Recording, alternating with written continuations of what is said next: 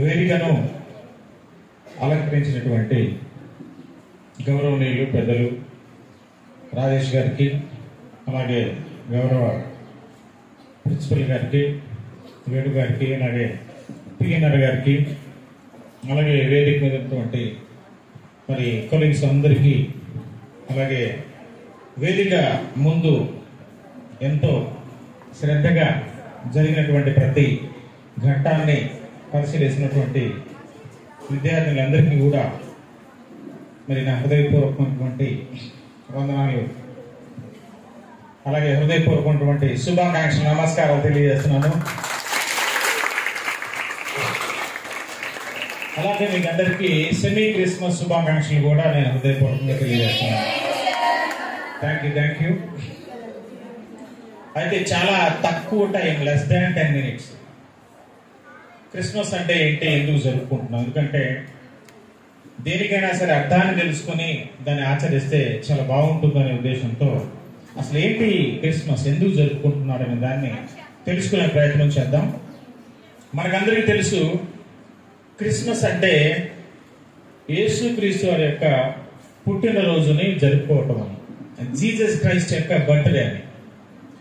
ప్రపంచవ్యాప్తంగా సుమారు 200కు పైగా ఉన్న దేశాలన్నిటిలో ప్రతి జాతి, ప్రతి కులం, ప్రతి వర్గం, ప్రతి రంగు, తారతమ్య భేదాలు ఏమీ లేకుండా సమస్త మానవులు సంతోషంగా జరుపుకునేటువంటి పుట్టినరోజు జీసస్ క్రైస్ట్ యొక్క బర్త్డే అన్నమాట. మనకందరికీ తెలుసు, జీసస్ క్రైస్ట్ గురించి పెద్దగా చెప్పాల్సిన అవసరం లేదు, ఎందుకంటే ప్రతి ఒక్కరికి తెలిసిందే. సామాన్య మానవుని మొదలుకొని మహా మేధావుల వరకు గొప్పగా పొగిడినటువంటి మహోన్నతమైనటువంటి వ్యక్తిత్వం కలిగిన వాడు జీసస్ క్రైస్ట్ అన్నమాట. ఆధ్యాత్మిక చింతనలో, రిలీజియస్ ఆస్పెక్ట్ లో మన దేశం నుంచి ఎంతో మంది మహానుభావులు ఉన్నారు. వారందరి జీవిత చరిత్రను చదివితే యేసుక్రీస్తు వారి గురించి చాలా గొప్పగా మాట్లాడారు. వారిలో కొందరి పేర్లు నేను ఉటంకిస్తాను. ఒకటి మనందరికి బాగా తెలుసు, మహామేధావి స్వామి వివేకానంద వారు. తెలుసు కదా మీకు అందరికి. స్వామి వివేకానందుల వారు 1893లో అమెరికా వెళ్ళారన్నమాట.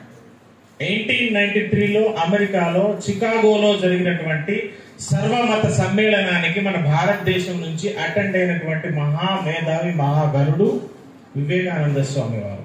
సెప్టెంబర్ 11న చికాగో యూనివర్సిటీలో ఆయన చెప్పిన ప్రసంగంలో ఒక మాటను చెప్పారు ఆయన.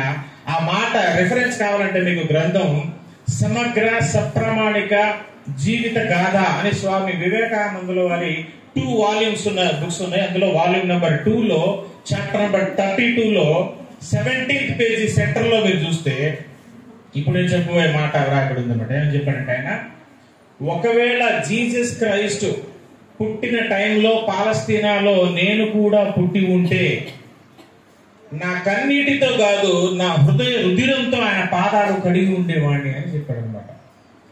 అంటే అంత గొప్ప మహామేధావి యేసుక్రీస్తు వారి గురించి అంత గొప్ప మాట చెప్పారంటే ఎంత మహానుభావుడు, ఎంత మహాపురుషుడై ఉంటాడు ఆయన. ఇంకా మనం చెప్పాలంటే స్వామి వివేకానందుల వారి గురువు గారు తెలుసా మీకు?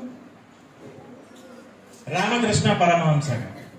ఆయన మహామేధావి, ఆయన గురించి చెప్పాల్సిన అవసరం లేదు. ఆయన కూడా యేసుక్రీస్తు వారి గురించి ఎంత గొప్పగా చెప్పాడంటే, ఆయనకు ఒక విజన్ వచ్చింది, ఒక దర్శనం వచ్చింది. ఆ దర్శనంలో ఆయన చూసిన విధానాన్ని ఆయన బుక్ లో ప్రింట్ చేశారు. ఆయన కూడా ఏం చెప్పాడంటే, రామకృష్ణ మఠం వారు ప్రచురించారు దాన్ని, రామకృష్ణ మిషన్ ద్వారా. ఆయన ఏం చెప్పాడంటే, the real incarnation of God is Jesus Christ himself అని చెప్పాడు. దేవుని యొక్క దైవావతారి ఎవరు అని అంటే యేసు ప్రభువు అని ఆయన చెప్పాడు అనమాట. He suffered so much for the redemption of man kind. మానవుల యొక్క విమోచన కొరకు ఆయన ఎంతగానో శ్రమపడ్డారు అని చెప్పాడు. The lovely son of God, ఇలాంటి ఎన్నో కొటేషన్స్ యేసు ప్రభు వారి గురించి ఆయన చెప్పాడు. అంటే ఇటువంటి గొప్ప గొప్ప మేధావులు సహితము ఆయన యొక్క వ్యక్తిత్వాన్ని గురించి, మంచితనాన్ని గురించి, ఆయన ప్రేమను గురించి గొప్పగా చాటి చెప్పారు అంటే అంతటి మహా మనిషి అనమాట. అంతటి మహాపురుషుడు, చరిత్ర పురుషుడు యేసుక్రీస్తు వారు అనమాట. ఇంకా మనం గమనించినట్లయితే ఆయన గురించి ఎంతో మంది ఎన్నో విధాలుగా గొప్ప గొప్పగా చెప్పారనమాట. న్యూటన్ ని తీసుకున్నా, ఐన్స్టీన్ ని తీసుకున్నా, డాల్టన్ ని తీసుకున్నా, థామస్ అల్వా ఎడిసన్ ని తీసుకున్నా, ఈ మహానుభావులందరూ వారి జీవిత కాలం అంతా చిన్నప్పటి నుంచి బైబిల్ ప్రాక్టీస్ చేయడం, చదవటం, అందులో ఉన్న జ్ఞానాన్ని తెలుసుకోవటం ఇలాంటివన్నో జరిగాయి అన్నమాట. అయితే మరి మనకందరికి తెలుసు మహాత్మా గాంధీ గారు మరి అహింసావాదాన్ని ఆయన తీసుకోవడానికి కారణం ఏంటంటే యేసుప్రభు వారు కొండ మీద చేసినటువంటి ప్రసంగంలో ఒక మాట అన్నమాట. సర్మన్ ఆన్ మౌంట్ అని యేసుప్రభు వారు ఆ కొండ మీద చేసిన ప్రసంగాల్లో ఒక మాట, నిన్ను వలే నీ పొరుగు వారిని ప్రేమించు అని. ఆయుధాలు వాడకుండా అహింసావాదం ద్వారానే మనం ఎదుటి వారిని జయించాలని ఇలాంటి ఇన్స్పిరేషనల్ వర్డ్స్ అన్ని గాంధీ గారు తీసుకోవడానికి కారణం ఏంటంటే యేసు ప్రభు యొక్క మెసేజెస్ అని.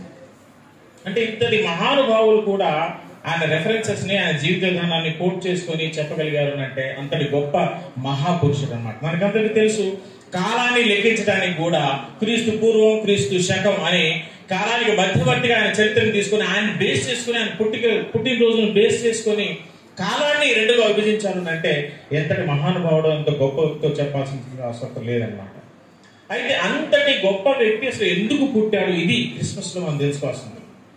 ఆయన పుట్టుక వల్ల, పుట్టకపోతే జరిగే నష్టం ఏంటి, పుట్టుక వల్ల లోక కళ్యాణానికి జరిగిన మేలేంటి అనే విషయాన్ని మనం బాగా ఆలోచిస్తే మరి ప్రపంచవ్యాప్తంగా మనం అబ్జర్వ్ చేసినప్పుడు ఎన్నో మతాలు ఉన్నాయి. హిందూయిజం, బుద్ధిజం, జైనిజం, సిక్కిజం, ఇస్లాం, క్రిస్టియానిటీ, తర్వాత పార్సిజం, పారసీక మతం, కన్ఫ్యూజనిజం, ఇలాంటి చాలా ఇజమ్స్, ఇలాంటివి ఎన్నో మతాలు ఉన్నాయి. ఒక్క బుద్ధిజం అనే ఒక దాన్ని పక్కన పెడితే మిగతా అన్ని మతాలకి ఒక సాక్రెడ్ బుక్, సాక్రెడ్ టెక్స్ట్ అంటే పవిత్ర గ్రంథం ఉంటుంది. ప్రతి గ్రంథంలో ఏం చెప్పబడుతూ ఉంది అంటే దేవుడు ఉన్నాడు అనే విషయాన్ని ప్రతి మతం కూడా చాలా స్పష్టంగా వివరిస్తుంది. దేవుడు ఉన్నప్పుడు దేవుడు ఉండే లోకం కూడా ఒకటి ఉంటుంది కదా, దాన్నే మనం స్వర్గం అని, పరలోకం అని అంటాం. మరి మానవులందరూ ఉన్నప్పుడు భూలోకం ఉన్నట్టు దేవుడు అనేవాడు ఉన్నాడనే విషయాన్ని ప్రతి మతం యునానిమస్ గా ఒప్పుకుంటున్నప్పుడు ఆయన ఉండే లోకం కూడా ఒకటి ఉంటుంది, దాన్నే మనం పరలోకం లేదా స్వర్గం అంటున్నాం.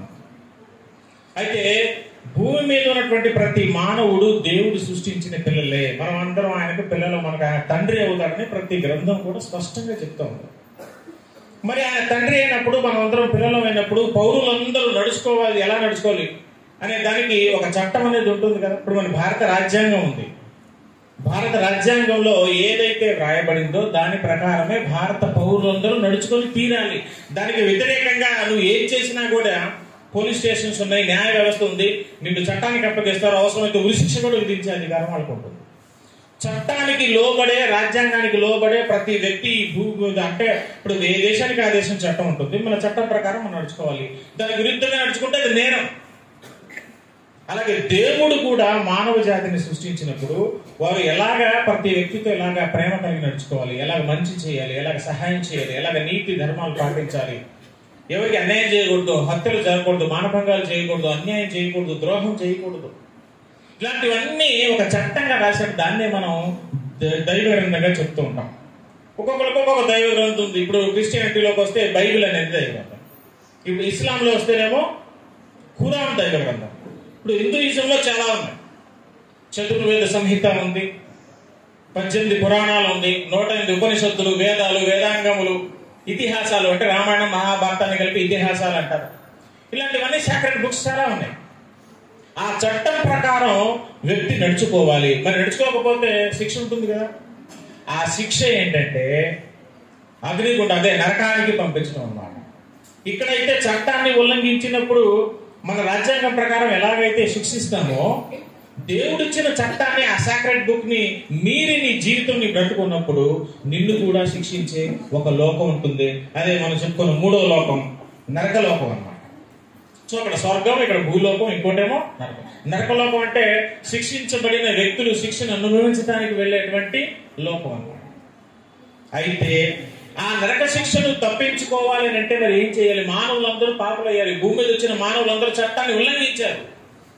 దేవుని గ్రంథంలో రాయబడిన ప్రకారం కాకుండా ఎవరి ఇష్టానుసారం వాళ్ళు బ్రతికి మానవులు ఎప్పుడైతే పాపం చేశారో ఈ పాపానికి ఒక ప్రాయశ్చిత్తం జరగాలి. ప్రాయశ్చిత్తం లేకపోతే మానవ జాతి అంతా నశించి నరకానికి వెళ్ళిపోయే ప్రమాదం ఉంది. ఎందుకంటే అందరు దొరికిపోయారు, అందరు తప్పు చేశారు, అందరు చట్టాన్ని ఉల్లంఘించారు. దీనికోసం ఏం చేయాలి అంటే మరి అన్ని మత గ్రంథాల సారాంశాన్ని మనం పరిశీలించినప్పుడు చాలా తాండ్య మహాబ్రాహ్మణం అనే గ్రంథంలో సర్వపాప పరిహారం రక్త ప్రోక్షణం అవశ్యకం తద్రక్తం పరమాత్మైన పుణ్యదాన బలియాగం అన్నారు. అంటే మానవుడు చేసిన పాపానికి ప్రాయశ్చిత్తం జరగాలంటే దైవమే దిగి వచ్చి పవిత్రమైన రక్తాన్ని చిందించింది తప్ప పాపానికి విముక్తి అనేది కలుగదు, విరుగుడు అనేది లేదు అని చాలా స్పష్టంగా తాండ్య మహాబ్రాహ్మణం అనే గ్రంథంలో వ్రాయబడింది. ఋగ్వేదంలో చూస్తే మనం ఋగ్వేదం చాప్టర్ నెంబర్ 1 సూక్తం నెంబర్ 164 మంత్రం నెంబర్ 25 లో చూస్తే అక్కడ ఏముందంటే యజ్ఞో వై భువస్య నాభిహి అని. యజ్ఞో వై భువస్య నాభిహి అంటే భూమి యొక్క నాభి ప్రాంతం అంటే సెంట్రల్ రీజియన్ ఏదైతే ఉందో అక్కడ యజ్ఞం జరగాలి. అంటే దేవుడే నరవతారం ఎత్తి భువనస్య నాభిహి అంటే నాభి ప్రాంతమైన భూమి యొక్క నాభి ప్రాంతమైన నడిబొడ్డు ప్రాంతంలో యజ్ఞం జరగాలి అని ఋగ్వేదం చాలా స్పష్టంగా తెలియజేస్తుంది. ఏ గ్రంథాన్ని మనం తెలియజేసిన బైబిల్ గ్రంథంలో చూసామనుకోండి, the epistle of Hebrews chapter number 9 verse number 22 it is clearly mentioned that there is no remission for the sins without shedding the holy blood.